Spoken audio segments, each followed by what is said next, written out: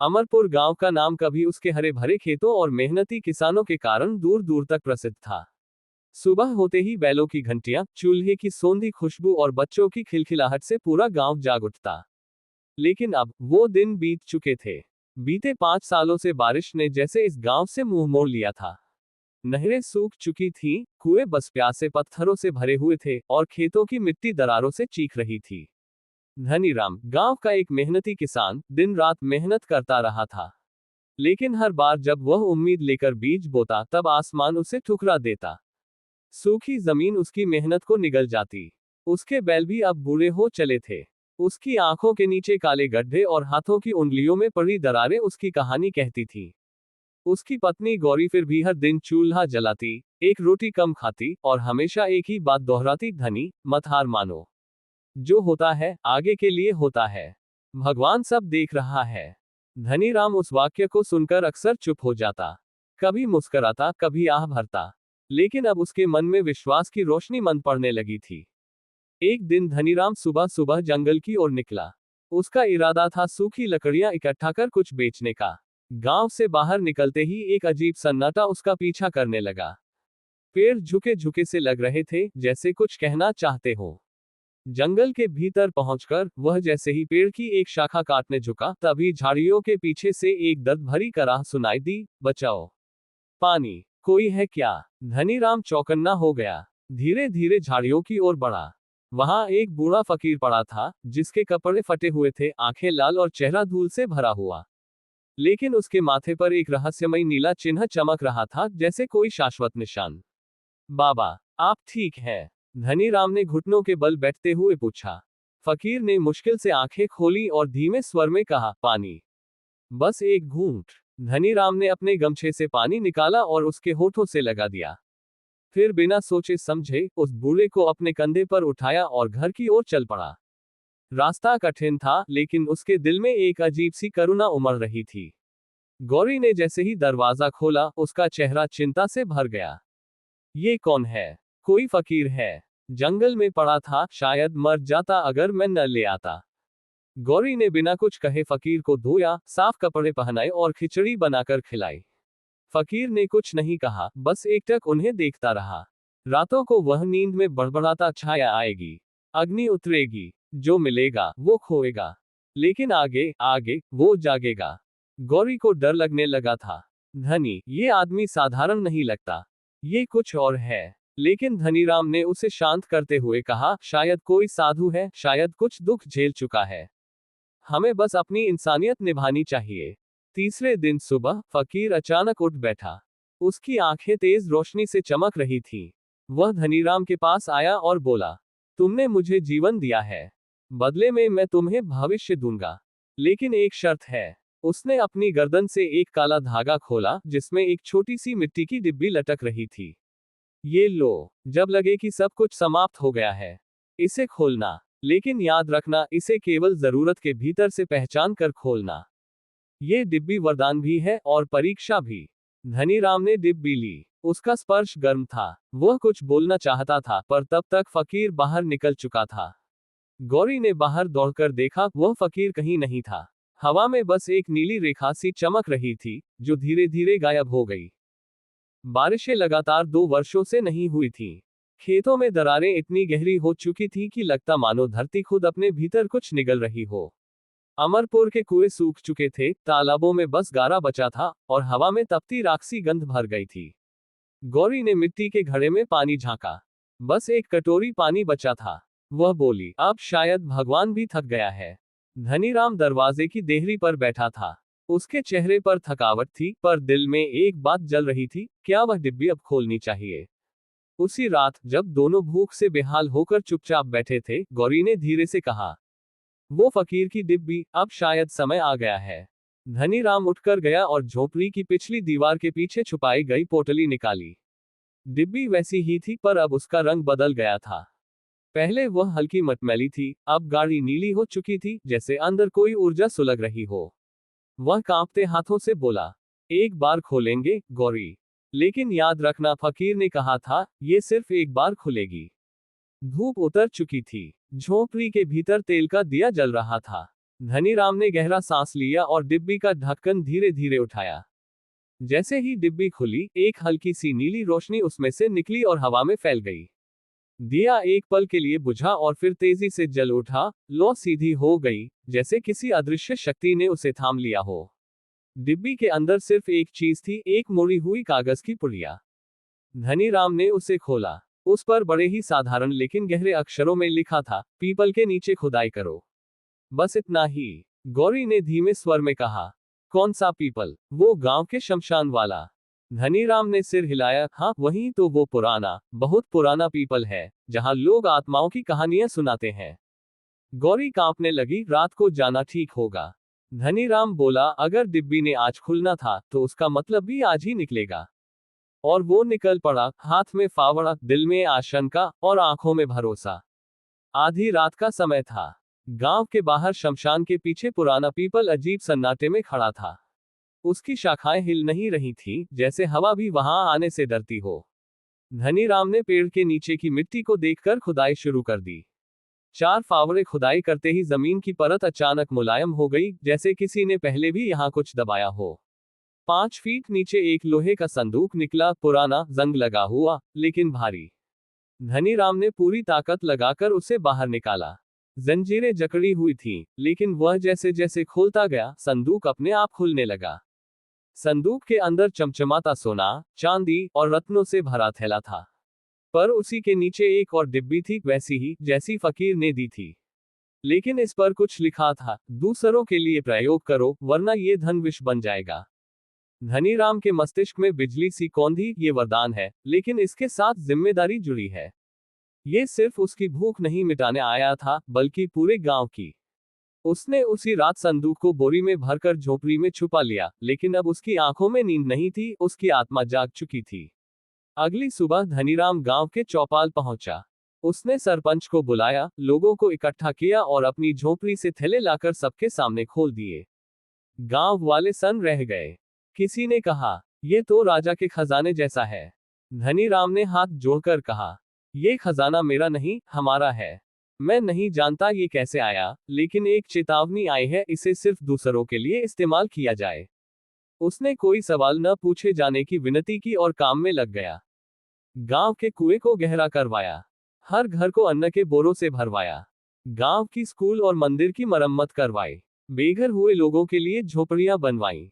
एक चिकित्सा केंद्र बनवाया। गांव के बच्चे उसे धरती का देवता कहने लगे। लेकिन वह हर बार यही कहता, जो होता है, आगे के लिए होता है।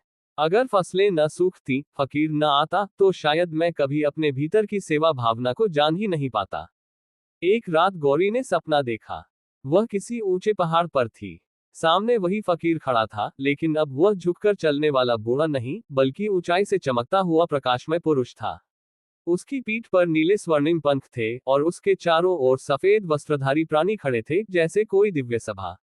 फकीर ने कहा, मैं कोई सामान्य मनुष्य नहीं था, गौरी। मैं एक आत्मा था जो समय के सूत्रों को साधता है। तुम्हारा प्रेम और सेवा ही मेरा उत्तर था। अभी सब पूरा नहीं हुआ। एक और संकट आएगा, तब तुम्हें फिर से वह डिब्बी खोलनी होगी, लेकिन याद रखना, उस डिब्बी में सिर्फ सत्य छिपा होगा, वरदान नहीं। गौरी की नींद खुल गई। बाहर आकाश में नीली आभा चमक रही थी, जैसे कोई अंतिम आशीर्वाद वहां से नीचे उतर आया हो। इस रहस्यमय कथा की यह पहली यात्रा समाप्त होती है, लेकिन वह डिब्बी अब भी धनीराम के पास है, बंद लेकिन जीवित। क्या अगला संकट फिर से उसे जगाएगा? बेटा, ब्रह्मवती वन, जो गांव के दक्षिण में है, लेकिन वहां जाना वर्जित है। कहते हैं वहां आत्माएं बसती हैं। पर रघुनाथ नहीं डरा। वह अपने 2 मित्रों हरिभानु और शिवेंद्र को लेकर रात के तीसरे पहर वहां पहुंचा।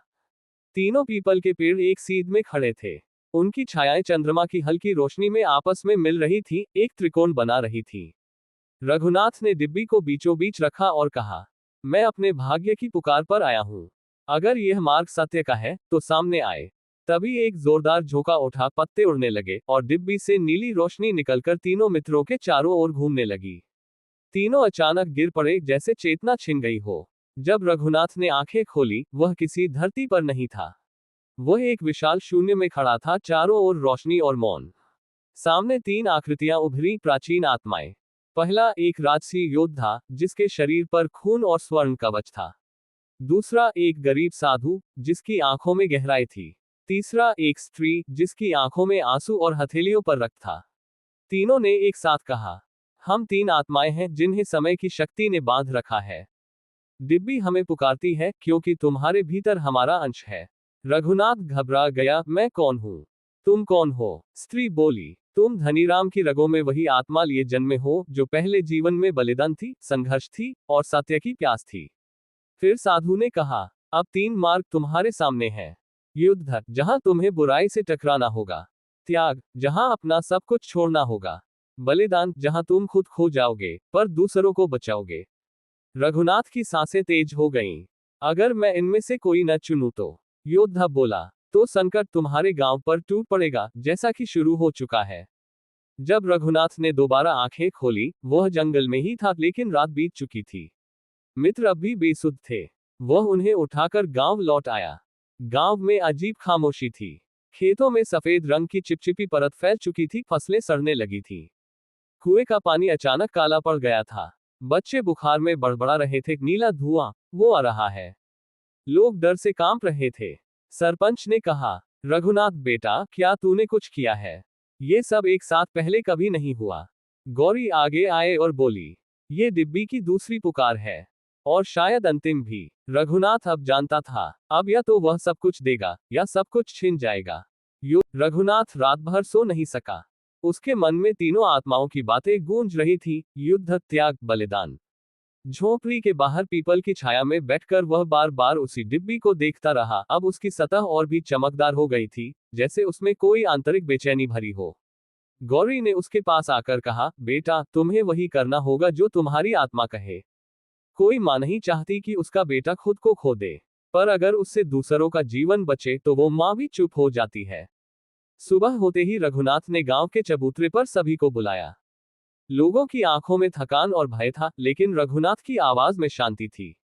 मैं ब्रह्मवती वन गया था। मैंने डिब्बी खोली। मैंने तीन आत्माओं को देखा। उन्होंने मुझे रास्ते दिखाए, युद्ध, त्याग और बलिदान। मुझे नहीं पता मैं कौन सा चुनूंगा, लेकिन मैं वादा करता हूं, मैं गांव को अकेला नहीं छोड़ूंगा। सरपंच आगे आया, उसके कंधे पर हाथ रखा और बोला, तेरे पिता ने गांव को जीवन दिया, अब शायद तू उसे आत्मा देगा। गौरी की आंखों से आंसू बह निकले, लेकिन उसने सिर झुका लिया, उसे अपने बेटे पर गर्व था। रघुनाथ ने डिब्बी को उठाया, और जैसे ही उसने फिर से उसे खोला, एक नई रोशनी निकली और वह सीधे गांव के उत्तर दिशा की ओर बहने लगी, जहां प्राचीन मंदिर का खंडहर था। रघुनाथ अकेला मंदिर की ओर चल पड़ा।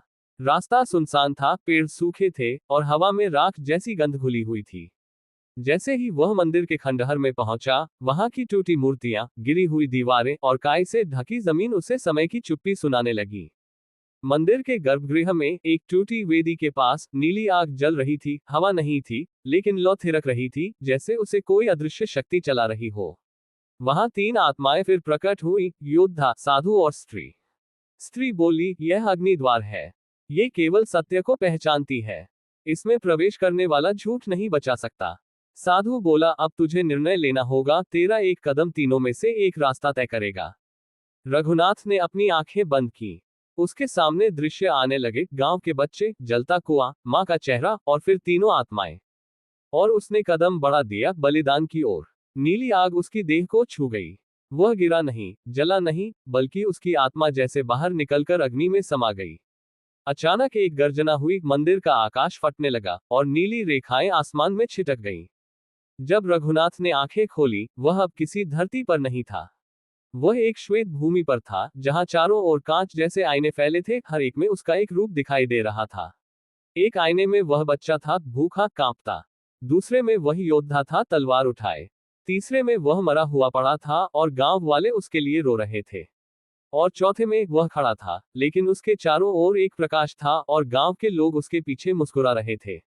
एक धीमी आवाज गूंजी, तुमने बलिदान चुना, लेकिन सत्य जानो, ये बलिदान तुम्हारे शरीर का नहीं, तुम्हारे स्वार्थ का है। अब तुम्हें वह बनना है जो केवल चुने हुए बनते हैं, मार्गदर्शक। आत्माओं ने फिर कहा, हम मुक्त हो चुके हैं, लेकिन डिब्बी की अंतिम परत अब भी शेष है। उसमें न चमत्कार है, न खजाना, उसमें बस सत्य है। क्या तुम उसे भी स्वीकार करोगे? रघुनाथ ने सिर झुका लिया। हाँ, क्योंकि बिना सत्य के सेवा झूठ है। और तभी एक अंतिम आईना खुला, उसमें दिखाई दिया गांव, और वहां बह रही शांति। रघुनाथ लौटा तो बदला हुआ था। उसकी चाल में थकान थी, लेकिन आंखों में कोई नई रोशनी थी, जैसे उसने अंधकार को पार कर लिया हो। गांव में हवा बदल चुकी थी। कुएं का पानी फिर से साफ होने लगा था। खेतों पर धीरे धीरे हरियाली लौट रही थी। बच्चों की बड़बड़ाहट रुक गई थी, अब वे हंसने लगे थे। लोगों ने जब रघुनाथ को देखा तो कोई उसके पैरों में झुक गया, कोई धरती का देवता कहने लगा। लेकिन रघुनाथ ने बस हाथ उठाकर कहा, मैं बस एक माध्यम हूं। अगर मेरी मां ने मुझे न रोका होता, अगर आत्माओं ने मार्ग न दिखाया होता, अगर गांव की पीड़ा मुझे न मिली होती, तो मैं कुछ भी नहीं होता। उसने डिब्बी को गांव के मंदिर के पास एक नींव में रख दिया, ताकि आने वाली पीढ़ियां जान सके कि सत्य, सेवा और साहस के बिना कोई चमत्कार चिरस्थायी नहीं होता। वर्षों बीत गए। रघुनाथ अब वृद्ध हो चला था। उसके सिर के बाल सफेद हो चुके थे, लेकिन उसकी आत्मा पहले से अधिक शांत थी। एक दिन एक छोटी बच्ची, उसका नातिन, मंदिर के पास खेलते हुए आए और अचानक जमीन में कुछ उभरा हुआ देखा। वहां वही डिब्बी थी, लेकिन अब उसकी सतह पर एक नई लिपि उभर आई थी। जब प्रेम ही उत्तर हो, तब कोई डिब्बी खोलने की जरूरत नहीं होती। बच्ची भागकर रघुनाथ के पास आए और डिब्बी दिखाए। रघुनाथ मुस्कुराया। ये अब तुम्हारी है, उसने कहा। बच्ची ने पूछा, क्या इसमें कुछ और बचा है? रघुनाथ ने कहा, हाँ, यादें, चेतावनियां और एक वादा कि हम कभी सिर्फ अपने लिए न जिए। फिर वह आसमान की ओर देखने लगा। वहां नीले रंग की एक हल्की रेखा फिर से चमक रही थी, मानो कोई आत्मा इस बार शांतिपूर्वक विदा ले रही हो। जो होता है वह आगे के लिए होता है, और जो आगे होता है वह सबके लिए होता है। दोस्तों, उम्मीद है आपको यह वीडियो पसंद आई होगी। अगर वीडियो पसंद आए तो प्लीज वीडियो को लाइक और शेयर करके इस चैनल को सब्सक्राइब जरूर करें। तो मिलते हैं एक और नई वीडियो पे, तब तक के लिए मेरे इस चैनल पर बने रहिए।